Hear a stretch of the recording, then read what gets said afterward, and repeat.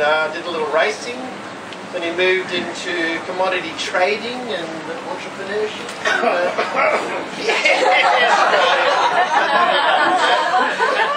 Paulie.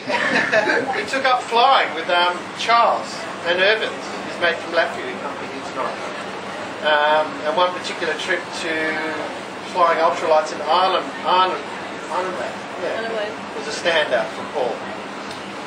Then we moved to a very interesting date, 84, when Paul met Kelly and Paddy Smartens. Yeah. Young Kelly, young Kel followed up 25 years later, which is an amazing story in itself. Kelly tells me she actually met Paul's parents once.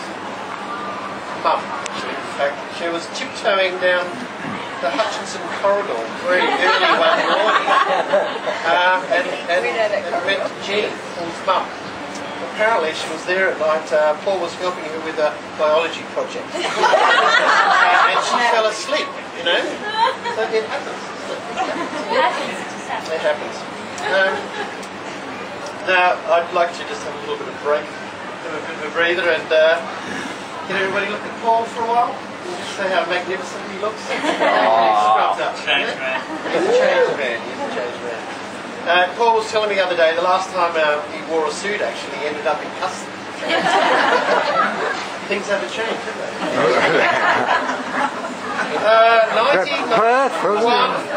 1991, Paul had a stint in the country, farm stay, a bit of jackaroo, tennis camp, a stint as a tennis instructor.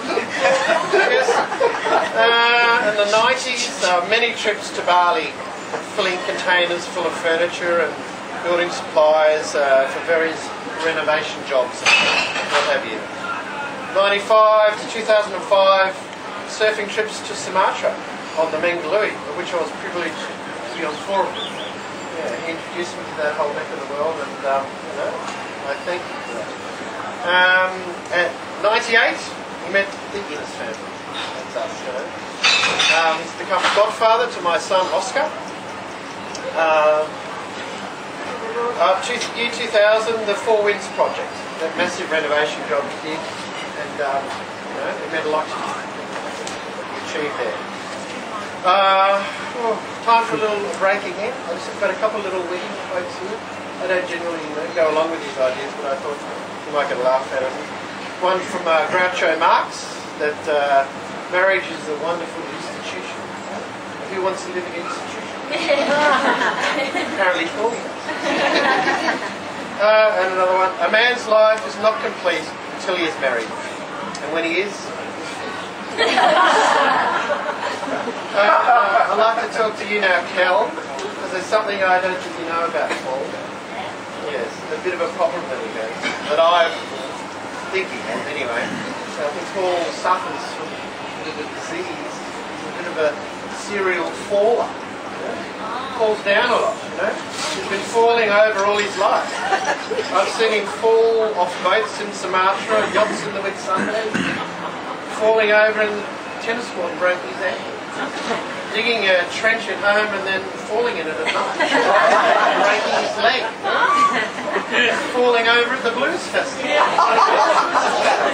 Standing there and he just goes straight down, face first into a puddle of mud. You were surprised I wasn't worried about it. You know what? I've seen him fall over many times. And then falling in front of the 250 kilo slab of marble out of a container from Bali and splitting his head right open. But he still kept working, by the way. But the highlight of his falling career, I think, was his falling in love with you, Kel. Oh, how sweet was that? He fall over a lot, Kelly, but he always gets up and he always keeps going. Great attributes, I think, for a husband and a father. It's time for me to start winding up, as I know Paul is dying to buy everyone a drink at the bar. Hey! Paulie, I've had many great conversations over the years. One in particular is a standout. Paulie says to me, Andy, you know, if you control your thoughts, you control your life. Remember that, and how true it is. And I often ponder those words. I still don't know what he's thinking about most of the time, Paul. But that's the beauty of the man. When he does open his mouth, he's always surprises, stimulates, and amuses you. Paul has always been there for me and my family with his energy, his ideas, his time, and his love. Oscar often asks me, if Paul hasn't been around, when's Macy coming round? Now it's Matey, Kelly, and Jack.